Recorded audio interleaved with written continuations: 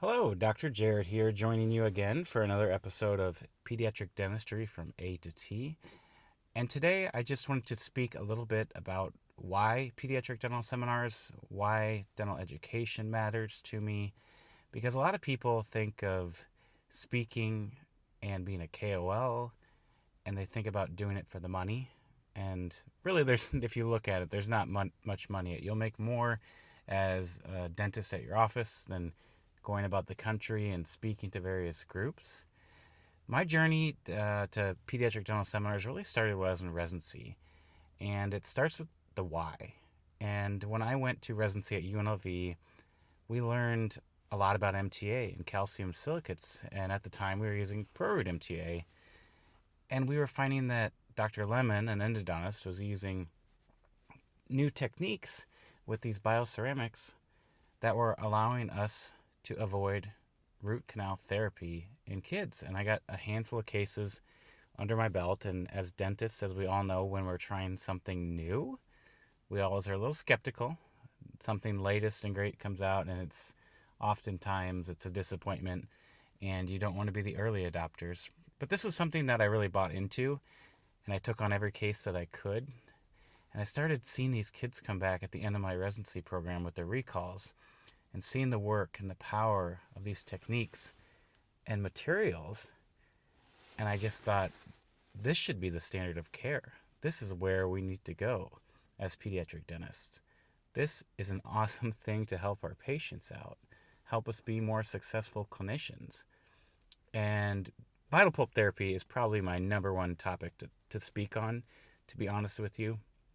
But I knew I had to share this with the world because it's an amazing thing to be able to tell a mom there's a chance your child's tooth may need a root canal, but there's a 90% chance that we could avoid that with this procedure and be more conservative and then have it work out.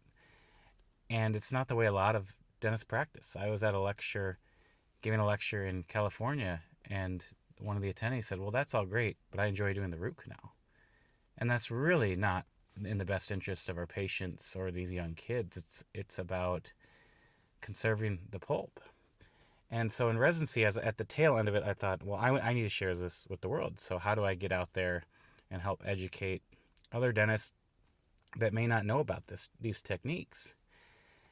And I ended up putting in for a string of pearls at the CSPD, and they actually accepted my abstract. I don't know why they would accept an abstract from a resident who's got zero experience speaking, but they did, and I got a chance. It was Dr. Jonathan Lee out there was at the time, and he gave me a chance. And I got 15 minutes to take the stage. And I don't know why anyone would want to come listen to me. I had zero experience speaking. I just had my knowledge to share, which was interesting. And the presentation, it was a start.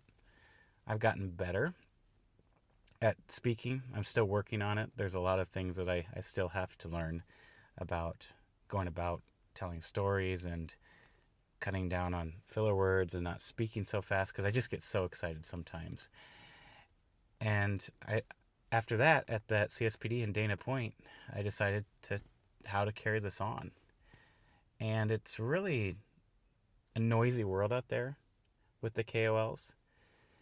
But when I look back at some of the things I've learned with listening to Ben Nemton at the APD last year, take moonshots, because there are very few people competing for the hardest things to do. So it's actually the easiest thing to do. It's kind of when I look back on it, it's kind of how I look at it. And I'm going to be mentoring a group through Pediatric Dental Seminars. If you want to be a part of it, please reach out to me. That will be coming later this year to try to move some new speakers into being KOLs and give everyone an opportunity to share the knowledge that they have and the passion. So I ended up reaching out to Dentaltown and said, can I do a program for you? And I had my cases from residency. It wasn't great, not very long recalls. And they took me up on it, and we started a relationship there. And from working with Dentaltown, I started to get noticed by a few other companies. And I think my first check from Dentaltown for my course was like, I don't know, probably like $100. And I ended up getting a waffle maker I wanted with it, which was great, a reward for a goal I accomplished. And now I get checks around $18 every quarter. So it's not like I said, lucrative, but it gave me a start. And I ended up seeing if I could submit some articles to their magazine, to Dental Town, that gets mailed to everyone. And I ended up writing, I think, 4 or 5, and we got another one coming up here in March. Excited to share that one with you. So I picked that up hot off the press here this month. But with all this work, you start to get noticed by these companies.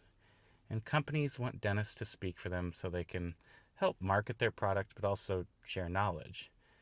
And I've been fortunate to work with quite a few companies. I was able to work with Sprig USA, Sprig Oral Health Technologies. I was able to work with Septidont. Now I work a lot with SDI. And it's been growth, but it's been hard work. And the more and more that you do, the more and more you get noticed, which is what I found to be made me successful. But you also have to branch out on topics too. And I know it might sound like, you know, pediatric dentistry, it's so simple. Nothing's really changed too much since we started practicing. But it has a little bit.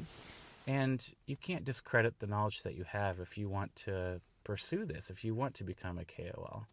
Your knowledge is valuable. Think of all the things in prosthodontics that we don't know as pediatric dentists, even though that's so basic to them. So as you being a specialist, you are an expert in that area, and don't discredit or disvalue some of the simple tips that we know, because not every general dentist works with kids all the time, and they don't get that experience that you had in your residency program to be able to know how you can sometimes flip an upper left maxillary molar and put it on the lower right primary first molar. Those simple tricks are things that you can share with the world to make them better clinicians, and don't ever discredit your knowledge or your expertise just because you think someone won't value that. Sometimes it's the most simple things that we overlook that can make us more successful. And I am really excited to continue on my journey with pediatric dental seminars. And I hope, getting some people in these hands-on courses, I know I can teach a lot of general dentists to be better working with kids. And there's a lot I think I have to offer to pediatric dentists. But I'm really excited to... What really disappoints me is when I get a kid that is somewhat cooperative in the chair, and the general dentist could have treated them at their office with the same technique that I'm going to use that day, and increase their production, and then free that spot up for me to treat a more challenging case, a kid that really needs to be in my chair, instead of one that is so simple, which is a nice break for me, but I would rather utilize my skills to serve kids in my community that have a need. And that's why I'm so excited to move forward with teaching. And I also love with this the relationships that I get to build with different people, learning so much from what others have to offer. And I really can't wait to get this group in, to help coach them to be KOLs, to share their love, share their word, spread that with all of us, because everyone that I've met through this educational process and becoming an educator in the field, I've learned so much, and I think there's so much more that I can learn, and there's so much more for me that this company can help the world learn. And it's not going to come easy. I got a lot of work to do. I don't have anyone working for me. It's just me working on my own on all this right now. But I hope we can bring a nice crew of inspiring individuals together to share more knowledge with our community, because we can grow so much with these kids, and their future is in our hands. So I will be back with another podcast, hopefully a little bit longer. These short ones kind of just get things off my mind that I'm thinking about. And to close, I just want to share one more thing. I forgot to share this.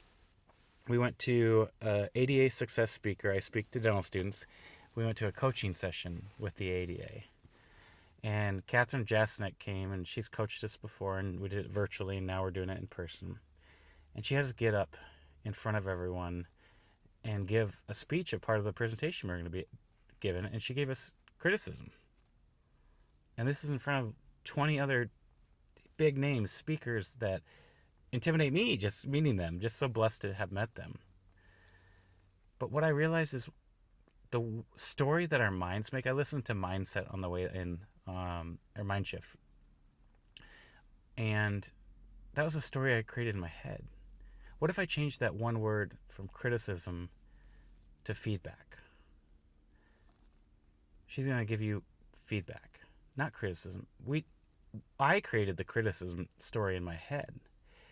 And I think a lot of times we need to step back and look at the story that our minds create and be able to change that and take a worldview. Because I was just in the OR the other day, and the anesthesiologist saw someone at the store buying like 5 gallon jugs of apple juice, and she said, "Well, I'll be seeing you tomorrow." And I said, "Well," I said, "Stop. That's the story you created just from this mind shift that we're having." And I said, "What if she's going to go make cleaning solution with that? You don't know what she's going to do." And she said, "You're right. It's the story that we create in our minds." So that was the last thought I wanted to share with you. And we'll be talking a little bit more when I come back on the next solo episode, a little bit more about the Hall crown and the Hall technique, and demystifying some of the things that are out there in some opinion pieces, which I'm excited to try to dispel those. And then also hoping to bring back some more exciting guests onto the show. I have a few lined up that I can't wait for you to see. And we'll be back here in another 2 weeks.